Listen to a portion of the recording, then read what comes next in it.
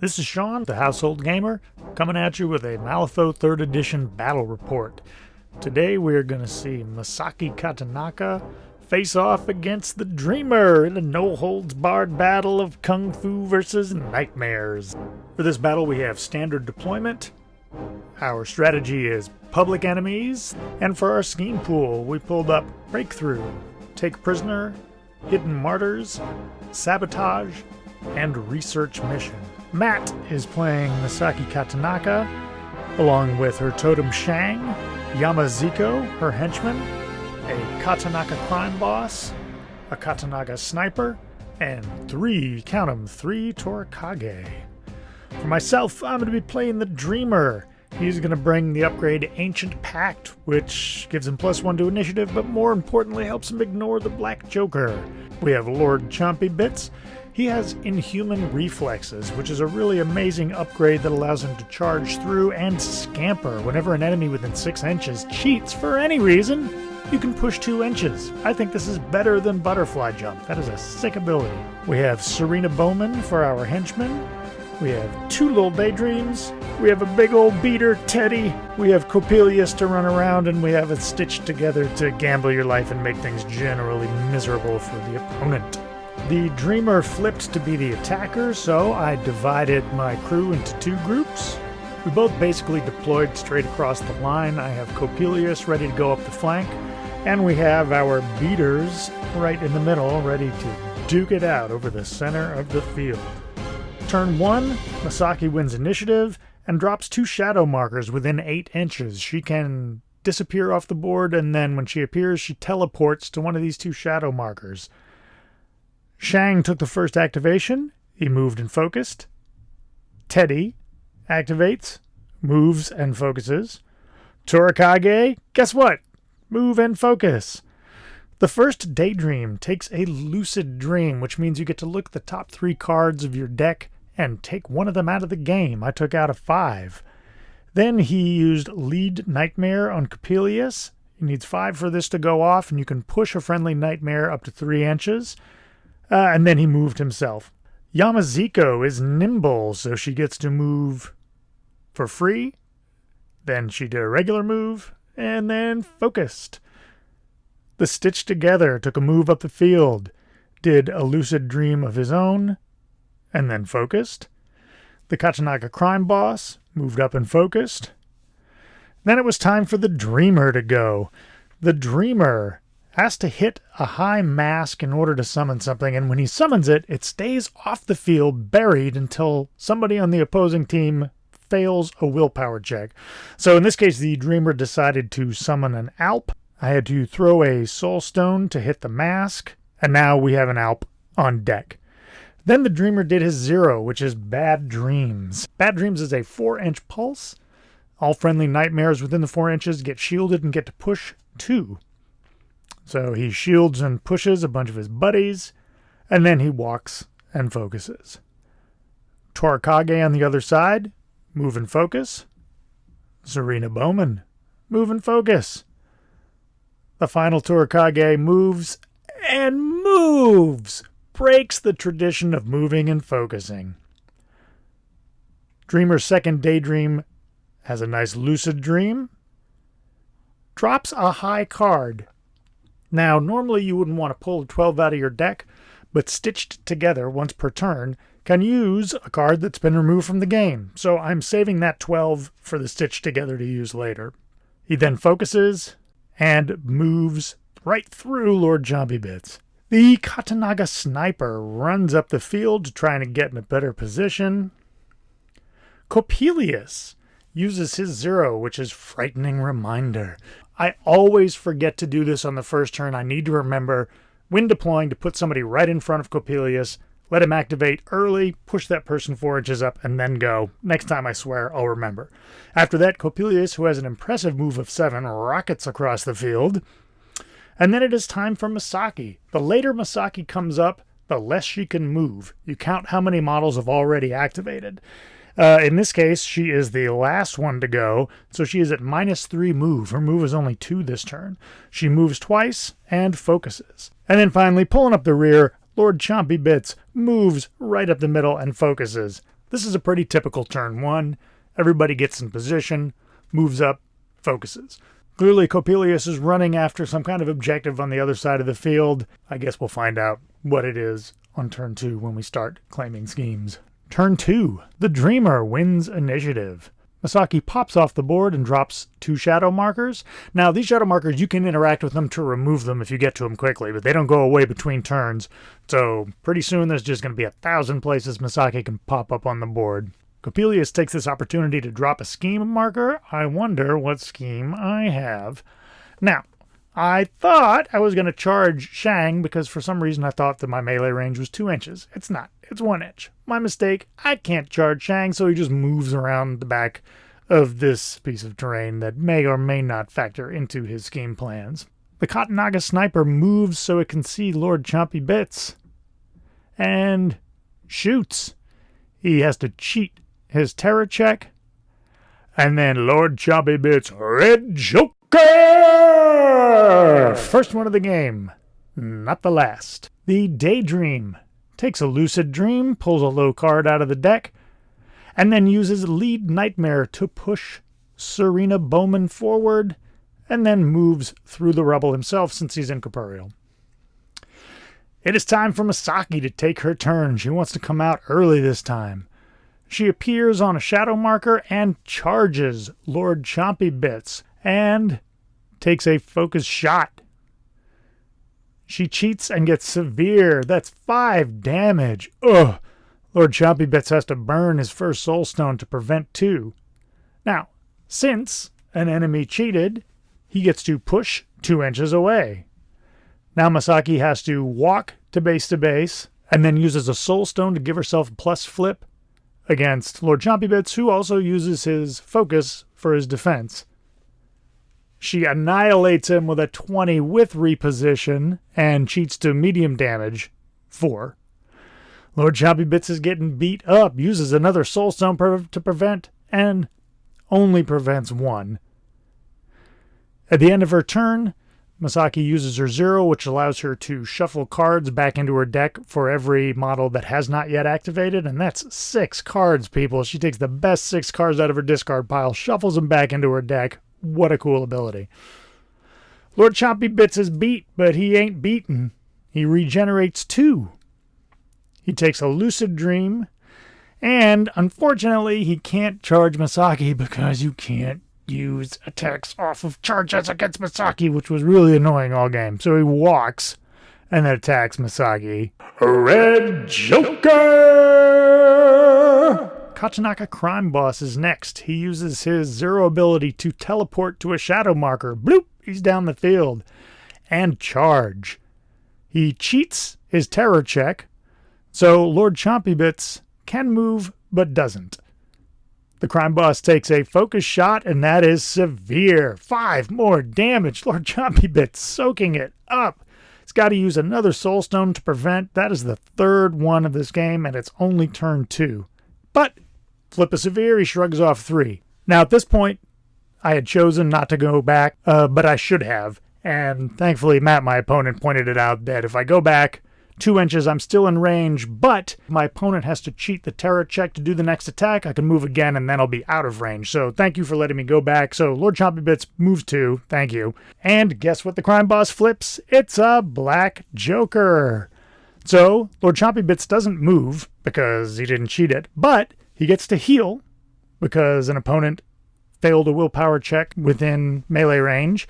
And since somebody failed a willpower check, the Alp comes unburied. Whenever an Alp unburies, it does 1 damage to everybody in base contact with it. So he gets to unbury in base contact with the Crime Boss and Misaki, does 1 damage to both of them, and you get a free attack. He attacks Misaki with his little power 5 attack and actually manages to do 1 damage. Pretty good for the Alp. And guess what?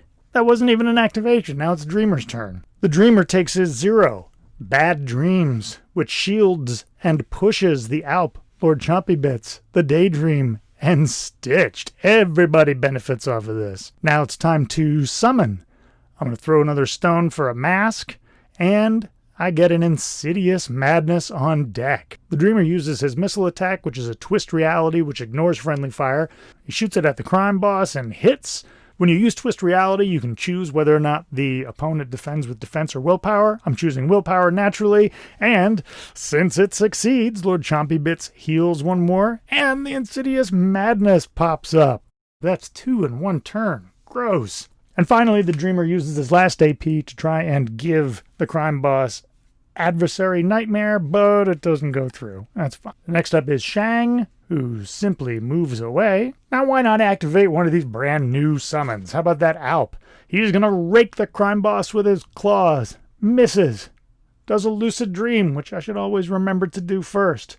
And then claws again. It is time for the Sniper to go. The Sniper focuses and takes a focused shot at Lord Chompy Bits. 3 damage, Lord Chompy Bits is down to 2. He's getting hit a lot, but he is also soaking up a lot of my opponent's activations, so that's cool. Next up, the new Insidious Madness. Let's see how the new crew can do. He bites at the crime boss and misses. That's fine. He bites at the crime boss again, and he misses. Okay, forget him. Yamaziko is nimble, so she moves for free. Yamaziko focuses her terror check to make sure she passes it, and thank goodness she did, because the first card she flipped was a 1. Oh, that would have sucked. She charges and attacks but fails. She wants to take another attack, so she uses a soulstone this time to get a plus flip on the terror check. Yamaziko hits for moderate. Lord Chompy Bits uses a soulstone to prevent 1. Only 2 soulstones left. And it is at this point that I remember that anybody within melee range of the Alp is at negative to their damage flips, but oops. Stitch Together. Gamble your life against the Katanaga crime boss. He pulls the 12 that I previously discarded from Lucid Dreaming from the stack and does 3 damage to him. He does a Lucid Dream of his own and pulls a card. And then Eve, one more time, gamble your life right off the deck, and it doesn't go off. And nowadays, when you try gamble your life and it doesn't succeed, your opponent gets to make a damage flip against you, and that is me taking 4 damage from my own ability. Whoops. Now it's time for one of the Torikages who's going down the line. He takes a move, and then charges Teddy. Does moderate damage. Goes from 3 down to 2 because Teddy has 1 armor. It's Serena Bowman's turn. She is going to twist some reality, which ignores friendly fire, and Red Joker! Lord Chompy Bits heals because this is my opponent failing a willpower check. The Alp heals.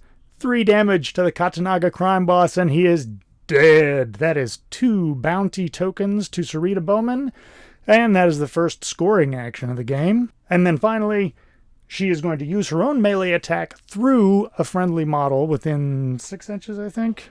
At any rate, you can use your melee attack through a friendly model, but it suffers -1 to the stat. So just for shits and giggles, she's going to attack. It goes off with a blast trigger for moderate damage. Misaki uses a soulstone to prevent 2 of it, but still, that was pretty good, wouldn't you say? Torikage down the side moves and focuses.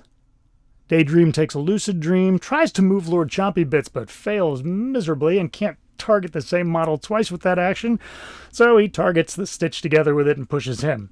Matt uses a pass token. Teddy finally attacks somebody, attacks a Torikage, does 4 damage. He got a trigger that would allow him to push the Torikage and then follow him up, but you have to go 4 inches, and I don't think he wanted to be 4 inches out of position, especially because it would put him in the woods.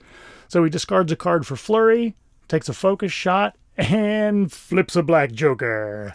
Finally, second AP, takes an attack, and kills the Torikage. That's 1 bounty point for Teddy. The next Torikage double moves straight up to that shadow marker on the other side of the statue, and we are done for the turn. The only scoring action, Serena Bowman discards her 2 bounty tokens for 1 strategy point.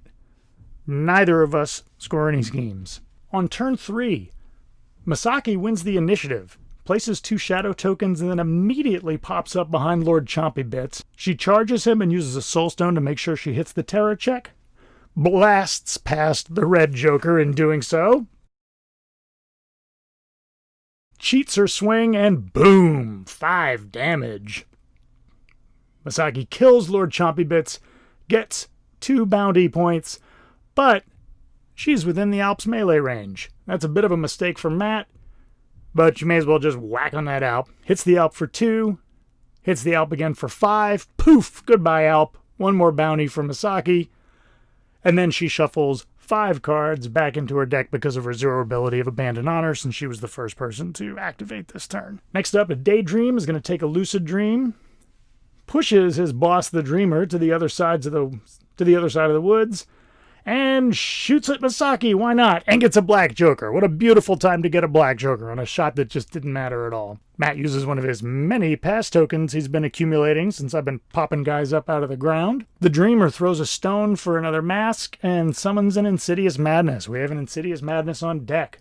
Actually, I just have a old Wicked doll because I don't have 2 Insidious Madnesses, but so be it. He does his 0, Bad Dreams, which just shields and pushes one little old Daydream. He moves. Then he uses Your Nightmare on Yamaziko. With a focus shot, it's a 19. Yamaziko fails. That's a failed willpower test, and the new Insidious Madness pops up. The Katanaga Sniper leaves behind a scheme token. I wonder what he's doing over there, and then moves. The Daydream takes another Lucid Dream, pulls one of 3 cards from the deck, pushes Serena towards what is clearly the sabotage target, and then moves. Torikage, using his 0 ability, gets to go base to base with a shadow marker and turn it into a scheme marker. Guess what? He's got 2 scheme markers right next to what is probably his sabotage target. He then walks up and charges Teddy. Hits him for 3, but it goes down to 2 because of Teddy's armor. Teddy claws at that Torikage. Red Joker! Ditch a card for Flurry. Gets moderate, 4 damage. Rakes him with his claws again. 4 damage. Goodbye, Torikage. Yamaziko is fighting the Insidious Madness. She swings, and we get a Red Joker on defense. Yamaziko is stinking on ice this game. She then takes her 0 action, so it's combat finesse, so melee attacks against her get negative flips, which pretty much offsets the adversary. Should have attacked her earlier. The Madness next to Yamaziko takes a Lucid Dream, and then bites. Bites for 2 damage. Flippin' hot. Then she takes 1 more bite, and she gets the trigger for Siphon Life. You get +1 damage, and you get to heal 1. Ends up doing 3 damage. Yamaziko uses a Soul Stone to prevent 2 and takes 1. Yamaziko is bleeding heavily. Matt takes a pass token. The other Insidious Madness walks up to Yamaziko and takes a bite and misses entirely. Then Lucid Dreams and pulls a card out of the deck. Torikage moves and focuses. Mr. Stitched Together takes a Lucid Dream. My deck is getting very short by now. He moves, uses his focus to gamble your life. Does 4 damage. That is death. 2 bounty tokens for the Stitched Together. Shang moves, throws a shockwave at the Stitched Together. Stitchy flips a Black Joker. Takes 2 points of damage, which goes down to 1 because of his armor, so he survives to fight another day. Serena Bowman moves and drops a scheme marker. So this round, for the strategy, we score 1 each. For the schemes, Matt reveals Hidden Martyrs with Yamaziko and one of the Torikage as the targets. Yamaziko is a dead person, so she is a martyr this game. Good point. And picks up the 2 scheme markers next to the big statue for sabotage. The Dreamer picks up 2 scheme markers of his own around that little hill for sabotage, and 1 more in the enemy deployment zone for breakthrough. So for those of you keeping track, Misaki's schemes are Hidden Martyrs and Sabotage. The Dreamer's schemes are Sabotage and Breakthrough. Turn 4. Things are moving pretty quickly now. Misaki wins initiative, charges Teddy and does 5 damage, which goes down to 4 because of his armor. Uses a Soul Stone to add a plus to the next attack, and murder. Takes the stuffing out of Teddy and takes 3 bounty tokens. She then drops a scheme marker and shuffles 3 cards back into her deck with her 0 action. Daydream does a Lucid Dream, moves, and pushes the Insidious Madness. Shang moves twice into Serena Bowman. Wanted to charge her, but she's disguised. Can't be the target of actions generated by a charge, so he just has to walk in and try and lock her up. Daydream sees this happening, gets lucid, and then pushes Serena out of Shang's melee and moves on his own. The Katanaga Sniper just moves a little bit and stays out of anybody's kill zone. Serena Bowman drops a scheme marker. Does a Twist Reality versus Shang, which does 3 damage, and she gets the trigger called Hole in the World, which gets to place her target within 6 inches. Matt throws a pass token. Coppelius moves and drops a scheme marker in the back 40. Another pass token from Matt. The Dreamer does his 0 action. He shields and pushes the Daydream and Stitchy. And then a Twist Reality versus Shang. Black Joker, but I get to ignore the Black Joker because I took the upgrade. How many games have I played where this didn't matter at all? Mattered a lot right here. Anyway, he misses. He just gives up on Shang and moves away. Another of the many pass tokens from Matt. The Stitch Together does another Lucid Dream and rakes his claws against Shang. A focus shot versus a focus defense. He drinks blood, which means you get to heal an amount of damage equal to the damage you do, and does 3 damage. Kills Shang, heals another 2 for killing a guy. He's just all over the place, and then he moves. Yet another pass token. Where is he getting all these pass tokens? Insidious Madness moves and interacts to blow up one of those shadow tokens, so Misaki has one less place to pop up. The Torakage moves to remain hidden. This is the other hidden martyrs, so he just has to survive till the end of the game. Insidious Madness Lucid Dreams moves and blows up a shadow token. And at the end of this turn, Matt's Misaki crew scores 1 strategy point for getting rid of 3 bounty tokens for killing Teddy. Sean's Dreamer crew scores nothing. Goose egg. Turn 5. There wasn't much to play here. Matt just had to keep his hidden martyr model safe and keep me from scoring any other bounty points, which was pretty easy. Just out of spite for having the best hand I've ever had. The Dreamer cheats initiative. Didn't really need to. Just petulant. 4 pass tokens for Misaki. The Madness scatters, which gets to push. Scatter is an amazing ability. There's no resist. Enemies are pushed 3 inches away from you. I wish I could remember to use it more. I don't know why I don't. But he pushes Misaki and then moves. Misaki charges the Madness and hits for 4. Goes down to 3 because the Madness is incorporeal. Swing and a miss thanks to my hot hand of cards. And then swing and a red Joker on defense. You are not taking that Madness down. The Dreamer summons an Alp. Just flips a 12 of masks like it ain't no thing. But that Alp, sadly, will never see the light of day because nobody else fails a willpower check for the rest of the game. Then the Dreamer moves and drops a scheme marker. A pass token from Matt. Coppelius moves and drops a scheme marker. The Sniper moves. Serena moves and drops a scheme marker, and that's where we called it. We both picked up full points from our schemes. We both managed to get scheme markers around our sabotage target at the end of the game with no enemy scheme markers around. I got 3 scheme markers in the backfield for breakthrough. Matt managed to preserve his hidden martyr target and get the other one killed. And we ended up with a tie game. Dreamer came out early and scored the first bounty token point, but Misaki is a killing machine and easily tore through Teddy at the end for her final 3 points. At the end of the day, as far as a Dreamer player, Dreamer's amazing. Summoned from turn 1. Lord Chompy Bits, I kept saying that I was disappointed with his performance, but he ate up 2 turns worth of attacks from multiple models and kept healing and coming back. So I would say he didn't put out a lot of damage, but he did command the field. Teddy gets torn up more often than not.